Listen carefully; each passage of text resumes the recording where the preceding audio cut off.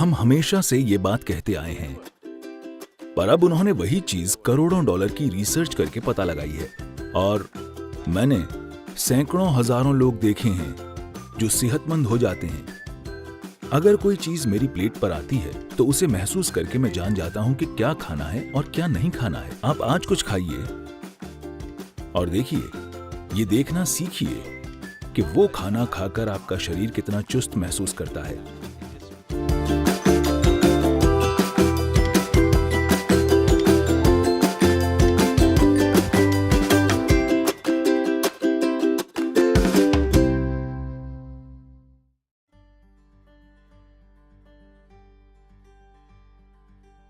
एक सीधी सी चीज जिसके पीछे दुनिया पड़ी है। अगर आप हमारे आश्रम में आएं, तो लोग शारीरिक रूप से बहुत सक्रिय हैं। वे बस सुबह 10 बजे खाते हैं और फिर शाम को 7 बजे, बस 2 बार भोजन। मुझे कितने डॉक्टर कह चुके हैं कि वे कुपोषण से मर जाएंगे, ये हो जाएगा, वो हो जाएगा, आप ये कीजिए, वो कीजिए। ज्यादातर दिनों में मैं सिर्फ एक बार ही खाता हूं, बस एक बार भरपूर खाता हूं, इतना ही। डॉक्टर मुझे कह रहे हैं, नहीं सदगुरु, आप इतनी यात्राएं करते हैं, ये हो जाएगा, वो हो जाएगा, आपको 4 घंटे में कम से कम एक बार खाना खाना चाहिए, कुछ तो खाना चाहिए। मैंने कहा, मुझे अकेला छोड़ दीजिए, मैं ठीक हूं।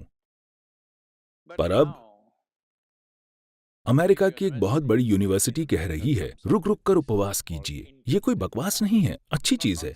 लेकिन उन्होंने ऐसी चीज फिर से खोजी है जो हम हमेशा जानते थे। अब हर कोई कह रहा है 16 घंटे का अंतराल होना चाहिए, फिर सभी बीमारियां ठीक हो जाएंगी। हम इतने हजारों साल से क्या कह रहे थे? सीधी बात यह है, इसके कई पहलू हैं, मानसिक, शारीरिक। लेकिन अब दुनिया में कैंसर बढ़ रहा है। कैंसर की कोशिका समाज में एक अपराधी की तरह है। हम सबके शरीर में होती है, लेकिन उनकी संख्या जितनी होनी चाहिए, अगर उससे बढ़ जाए या सब साथ मिलकर एक जगह जमा हो जाएं, तो वे अपराधियों के गिरोह जैसी बन जाएंगी। कोच्चि में भी जेब कतरे होंगे, मुझे यकीन है। हेलो, वे छोटे मोटे अपराधी हैं। जब अकेले या 2-3 मिलकर काम करते हैं, तो हम उन्हें गंभीरता से नहीं लेते। हम उन पर ध्यान नहीं देंगे क्योंकि छुटपुट चीजें होंगी। पर मान लीजिए ऐसे 100 लोग संगठित होकर अपराध करने लगें, तो हम उन पर टूट पड़ेंगे, क्योंकि हम जानते हैं अब वे समाज के लिए खतरा हैं। कैंसर की कोशिकाएं भी इसी तरह हैं, अपराधी जो यहां वहां घूमकर कुछ नुकसान पहुंचा रहे हैं। फिलहाल उनकी यही समस्या है कि वे बाकी कोशिकाओं के मुकाबले 8 से 10 गुना ज्यादा खाती हैं। तो अगर आप 2 भोजन के बीच में पर्याप्त अंतराल देते हैं, तो उनमें से ज्यादातर मर जाएंगी, क्योंकि वे जी नहीं पाएंगी।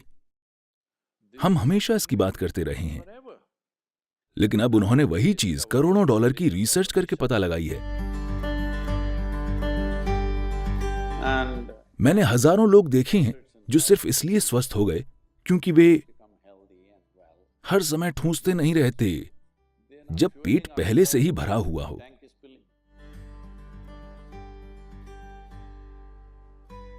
योग केंद्र में लोग हमेशा शारीरिक रूप से सक्रिय रहते हैं, तो दोपहर 3:30-4 बजे तक हर कोई बहुत भूखा हो जाता है। उन्हें बहुत भूख लगी होती है, लेकिन हम उसके साथ जीना सीख लेते हैं, क्योंकि खाली पेट होना और भूखा होना 2 अलग चीजें हैं। भूख का मतलब है आपकी ऊर्जा गिरने लगी है, पर खाली पेट होना अच्छा है। योग विज्ञान में आज आधुनिक विज्ञान भी सहमत है, लेकिन जो चीज हम अपने अनुभव से जानते हैं, वहां तक पहुंचने के लिए आप लाखों डॉलर लगा देंगे, क्योंकि रिसर्च का मतलब यही है, कई लाख डॉलर खर्च कर देना। ये ऐसा ही है। your body and your brain works at its best only when your stomach is empty. पेट खाली होने पर भी आपका शरीर और आपका दिमाग सबसे अच्छे से काम करते हैं। तो हम हमेशा से ये पक्का करते हैं कि हम इस तरह से खाएं, हम कितना खाएं कि खाना खाने के 2 से 2.5 घंटे के बाद हमेशा हमारा पेट खाली हो जाए। तो हम हमेशा खाली पेट सोने जाते हैं। लोगों को लगता है नींद नहीं आएगी, वे सो सकते हैं। औसतन 25 सालों में औसतन मैं बस 2.5 से 3 घंटे ही सोया हूं। इन चीजों से थोड़ा आलसी होता जा रहा हूं, और 3.5 से 4 घंटे सो रहा हूं। लेकिन मैं बहुत ज्यादा यात्राएं करता हूं। जब मैं ज्यादा यात्रा कहता हूं, अगर मैं अगले कुछ दिनों की यात्राओं के बारे में आपको बताऊं तो आप कुर्सी से गिर जाएंगे।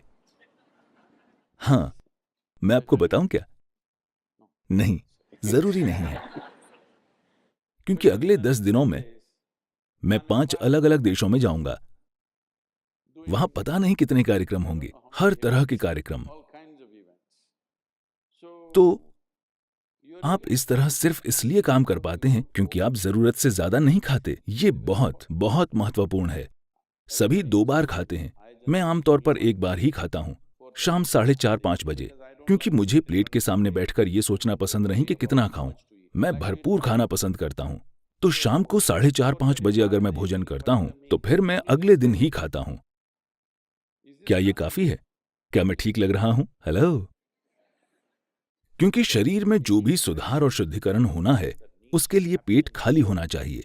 ये बहुत बहुत महत्वपूर्ण है, वरना कोशिकाओं के स्तर पर शुद्धिकरण नहीं होगा। आपके अंदर चीजें जमा होती जाएंगी, फिर आपको हर तरह की समस्याएं होंगी।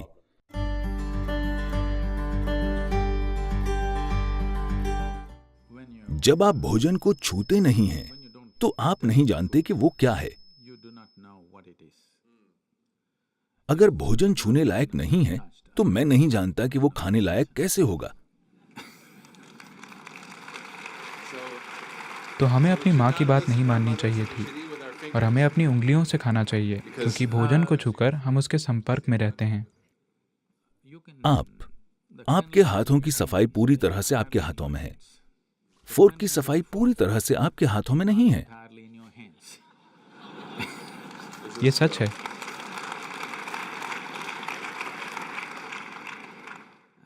और इन हाथों का इस्तेमाल सिर्फ आप करते हैं, कोई और नहीं। तो आपको पता है कि ये अभी कितने साफ या गंदे हैं,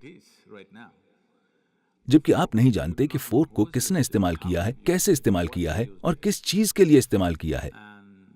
उन्हें बस टिश्यू से साफ करके आपको दे देना है और वो काफी साफ लगता है। सबसे बढ़कर आप भोजन को महसूस नहीं कर पाते। हमें पहली चीज ये सिखाई गई थी कि जब भोजन सामने आए तो उस पर कुछ पल के लिए अपने हाथ रखो, बस महसूस करो कि भोजन कैसा है। अगर मेरी प्लेट पर कुछ आता है तो उसे महसूस करके मैं जान जाता हूं कि क्या खाना है और क्या नहीं खाना। जो मुझे नहीं खाना उसे मैं चखकर खारिज नहीं करता, मैं बस उसे नहीं खाता, क्योंकि मेरे हाथ पहला स्तर है। वे उस मायने में नहीं चखते जैसे जीभ चखती है, पर वे भोजन को जान लेते हैं। भोजन को जानना पहली चीज है। किसी इंसान को जानने के लिए आप उससे जाकर हाथ मिलाते हैं। मैं आमतौर पर इससे बचता हूं, लेकिन ये अच्छी रणनीति है। लेकिन जो भोजन आपका हिस्सा बनने वाला है, सबसे पहली चीज आपके हाथ हैं। अगर उसे आप नहीं भी छूते हैं तो बस वहां सचेतन होकर होने से साफ पता चल जाएगा कि भोजन आपके अंदर कैसा बर्ताव करेगा। ये भोजन इस दिन आपके अंदर जाना चाहिए या नहीं, क्योंकि हर दिन आपका शरीर वही नहीं होता। हर दिन, हर पल ये अलग होता है। अगर आप भोजन को महसूस करें तो आप जान जाएंगे कि आज इस भोजन को आपके अंदर जाना चाहिए या नहीं। अगर इतनी जागरूकता आ जाती है तो हमें लोगों को ये बताने की जरूरत नहीं होगी कि उन्हें क्या खाना चाहिए। हर बार के भोजन के लिए उन्हें तय करना चाहिए कि उन्हें उसमें क्या खाना चाहिए। इसके लिए एक ही नुस्खा नहीं हो सकता कि यही आपको जीवन भर खाना है। ऐसे में आप फंस जाएंगे कि मैं सिर्फ यही खा सकता हूं।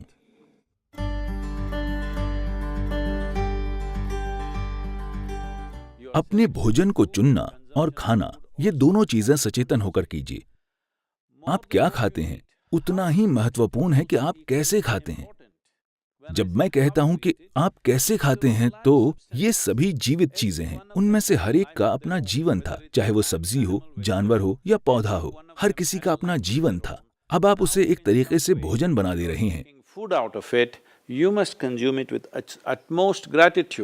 तो आपको उसे चरम कृतज्ञता के साथ खाना चाहिए। अगर आप अपने भोजन के प्रति एक खास कृतज्ञता और आदर की भावना रखकर खाएंगे। जब मैं आदर कहता हूं तो यह आपको अजीब लग सकता है, लेकिन मैं आपसे पूछ रहा हूं, मान लीजिए हम आपको एक कमरे में बंद कर दें और आपके पास 5 दिन खाने को कुछ न हो। अगर आपके सामने भगवान आ जाए तो आप क्या मांगेंगे? खाना। तो ये इतना ही महत्वपूर्ण है। आपको समझना चाहिए कि आपकी थाली में भोजन बस कोई पदार्थ नहीं है, ये कोई सामान नहीं है, ये जीवन है। ये आपके लिए जीवन निर्माण का पदार्थ है, तो आपको इससे वैसा बर्ताव करना चाहिए। अभी जब ये थाली में है या बाहर कहीं है तो इसकी कोई कीमत नहीं है, लेकिन जिस पल आप इसे खाते हैं तभी आपका खून और मांस बन जाता है। अब अचानक ये बेशकीमती हो जाता है। हम ऐसे क्यों नहीं जीते हैं? ये बहुत महत्वपूर्ण है कि जब ये आपकी थाली में आए तो आप इसे अपने एक हिस्से की तरह देखें। बहुत आदर के साथ आपको इसे खाना चाहिए।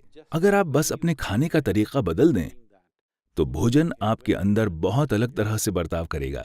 चेतना का यही मतलब है। अगर लोग कहते हैं आपकी चेतना का आपके जीवन पर कोई असर नहीं होगा, सिर्फ रासायनिक संरचनाओं का असर होता है, तो मुझे उनके लिए दुख होता है, क्योंकि जीवन ऐसे काम नहीं करता। मानव चेतना का हमारे संपर्क में आने वाली हर चीज पर गहरा असर होता है, खासकर भोजन पर। हम एक दूसरे जीवन को अपना हिस्सा बना रहे हैं।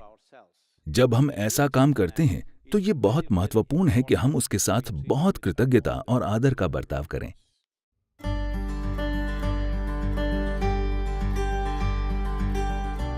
मैं आपको बताना चाहता हूं कि अच्छी आदत और बुरी आदत जैसा कुछ नहीं होता। Habit means you are functioning unconsciously. आदत का मतलब है आप अचेतन होकर काम कर रहे हैं। अगर आप अचेतन होकर काम करते हैं तो ये खराब चीज है, क्योंकि इंसान होने के पूरे मायने यही हैं कि हम सचेतन होकर काम करने में सक्षम हैं।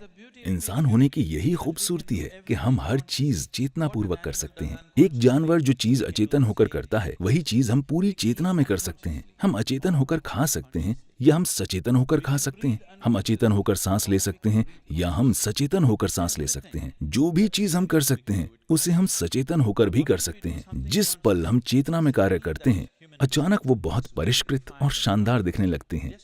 जब कोई चेतनापूर्वक चलता और बोलता है तो क्या वो एक सुंदर इंसान नहीं बन जाता? हाँ या ना? बस इतना ही है। तो ऐसा क्यों है कि हम आदतें बनाने की कोशिश करते हैं जैसे कि वो एक अच्छी चीज हो? आदत का मतलब है तय तरीके जहां आपको सोचना नहीं होता। आपके सुबह उठते ही सब होने लगता है। नहीं, अपने जीवन को ऑटोमेटिक मत बनाइए। ये कुशलता नहीं है, ये मशीनी कुशलता है। इंसान का काम बुद्धिमानी और चेतना से काम करना है। कोई उससे मशीन जैसे काम करने की उम्मीद नहीं करता। तो भोजन की बात करें, भोजन को शरीर के लिए उपयुक्त होना चाहिए जिसके लिए हम खाते हैं। ये शरीर के लिए है। जो भोजन आप खाते हैं वो शरीर के निर्माण का पदार्थ है। सही भोजन क्या है? दुर्भाग्य से अभी ये बिल्कुल गड़बड़ हो गया है। पारंपरिक रूप से इस देश में हम समझदारी से खाते थे, लेकिन हजारों साल से हुए हमलों की वजह से दूसरी तरह की भोजन परंपराएं आ गई हैं और आज राष्ट्रीय भोजन पिज्जा या पास्ता है। ये क्या है? कौन सा? मैं नहीं जानता। दोनों मुकाबला कर रहे हैं। तो हम भोजन के बारे में अपनी समझ खो रहे हैं। अब समय आ गया है कि हम सबसे अच्छी चीज पहचानें। अगर मैं इसके विस्तार में जाऊं तो ये लंबी प्रक्रिया हो जाएगी, लेकिन आपको भोजन को परखना चाहिए, बस जीभ से नहीं बल्कि शरीर से भी। आप आज कुछ खाइए और देखिए। बस ये देखना सीखिए कि वो खाना खाकर आपका शरीर कितना चुस्त और फुर्तीला महसूस करता है। अगर शरीर को महसूस होता है कि वो कब्र में जाना चाहता है तो वो भोजन अच्छा नहीं है। अगर वो भोजन खाकर उसे लगता है कि जीवन जीना चाहिए, कॉफी को छोड़कर, क्योंकि वो उत्तेजक है। अगर खाना खाकर शरीर चुस्त और जीवंत महसूस करता है तो इसका मतलब है वो भोजन अच्छा है, शरीर उसे पसंद कर रहा है।